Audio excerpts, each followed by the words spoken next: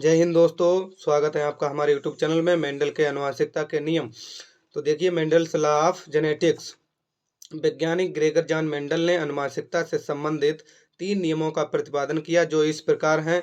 अब यहाँ पे 2 क्वेश्चन भी आ जाते हैं। जैसे विज्ञान पूछ लेता है कि आनुवंशिकता का जनक किसे कहते हैं, तो ग्रेगर जॉन मेंडल को कहते हैं।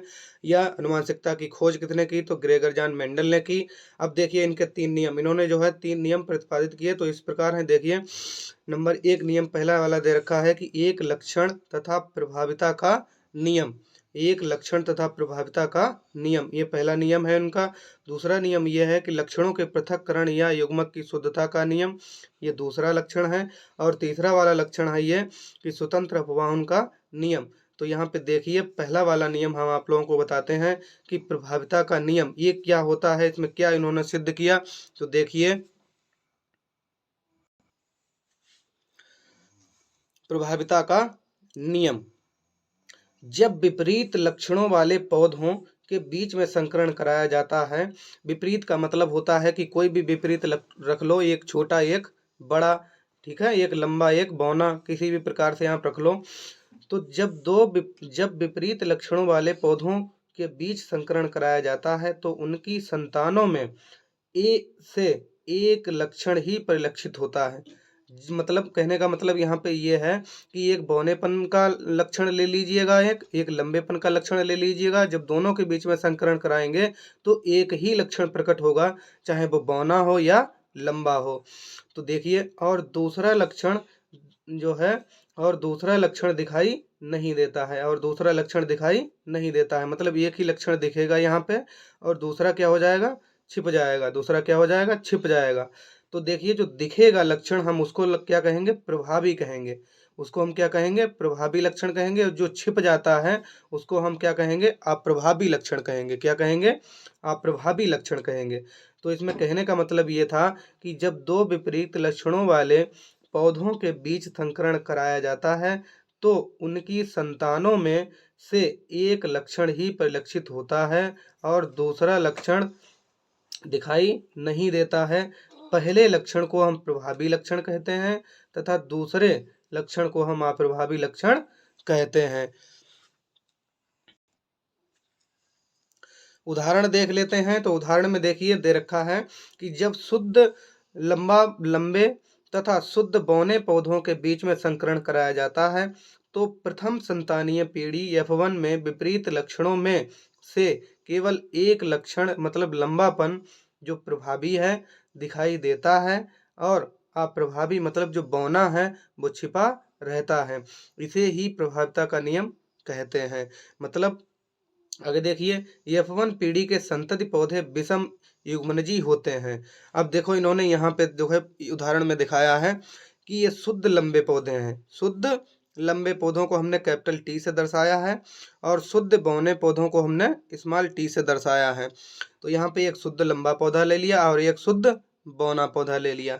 अब इन दोनों के बीच में क्रॉस करवाएंगे तो क्या होगा कि जो है एक कैपिटल टी यहाँ से आ जाएगी और एक स्मॉल टी यहाँ से आ जाएगी। एक लक्षण यहाँ से आ गया, एक लक्षण यहाँ से आ गया। लेकिन हमेशा यह याद रखें कि जहाँ पे लंबापन का लक्षण होता है तो वहाँ पे बौनेपन का लक्षण छिप जाता है। तो ये लंबा है, ये पौधा कहता है लंबा है, लेकिन संकर लंबा है। कैसा है, संकर लंबा पौधा है, क्योंकि इसमें बौनेपन का भी लक्षण छिपा हुआ है। क्योंकि इसमें बौनेपन का लक्षण भी छिपा हुआ है। अब देखिए, ये शुद्ध लंबे हैं तो इनको हम प्रभावी लक्षण कहेंगे, और ये शुद्ध बौने हैं तो इनको हम अप्रभावी लक्षण कहेंगे। शुद्ध लंबे पौधे और शुद्ध बौने पौधों के बीच में जब क्रॉस करवाया जाता है तो सभी संकर लंबे पौधे निकल के आते हैं। तो हम आप लोगों को ये क्रॉस करवा के जो है अभी दिखाते हैं। तो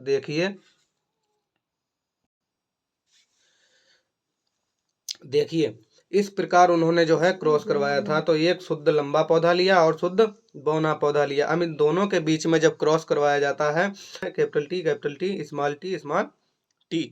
अब इन दोनों के बीच में देखो क्रॉस करवाया तो उन्होंने, तो इसका क्रॉस जो है कैपिटल टी का क्रॉस स्मॉल टी से करवाया। तो क्या निकल के आया, एक कैपिटल टी इधर से आ गई एक लक्षण, और एक लक्षण इधर से आ गया। तो एक लंबेपन का लक्षण आ गया और एक बौनेपन का लक्षण आ गया। क्या निकल गया? Capital T small T. तो ये कैसा हो गया? संकर लंबा पौधा हो गया। इसी प्रकार इसी टी का जो है इस वाली टी से जो है उन्होंने क्रॉस करवाया, तो क्या निकल के आया? एक कैपिटल टी और एक इधर से स्मॉल टी आ गई। इसी प्रकार इस टी का जो है क्रॉस इन दोनों में करवाया, तो देखिए पहले जो है इस वाली टी से करवाया तो एक टी ये आ गई और एक लक्षण ये आ गया भाई। तो इसी प्रकार इस टी का जो है देखिए इन्होंने क्रॉस इस टी से करवाया, तो देखिए क्या निकल के आया? एक टी इधर आ गई ये वाली और एक टी इधर आ गई। इनको हम चाहे लक्षण कहें या टी करके कह लो। तो देखिए सभी में जो है चार के चार लक्षण प्रकट हुए, एक दो तीन चार, चारों कैसे हैं? संकर लंबे पौधे हैं। कैसे हैं? संकर लंबे पौधे हैं। क्यों? क्योंकि जब लंबेपन और बौनेपन का लक्षण साथ साथ होता है तो बौनेपन का लक्षण जो है वो लंबे पौधे में छिप जाता है। तो यहाँ पे क्या होगा? बौनेपन का लक्षण जो है वो लंबेपन के लक्षण में छिपा हुआ है इन चारों में। तो ये चारों पौधे कैसे हो गए? संकर लंबे हो गए। कैसे हो गए? संकर लंबे हो गए। शुद्ध लंबे पौधे नहीं हुए, संकर लंबे पौधे हो गए। क्योंकि अगर शुद्ध लंबा पौधा होता तो दोनों यहाँ पे कैपिटल टी होती, ठीक है, तो ये शुद्ध लंबा पौधा हो जाता। तो ये कैसा है? संकर लंबा पौधा है, क्योंकि इसमें बौनेपन का भी लक्षण साथ में छिपा हुआ है।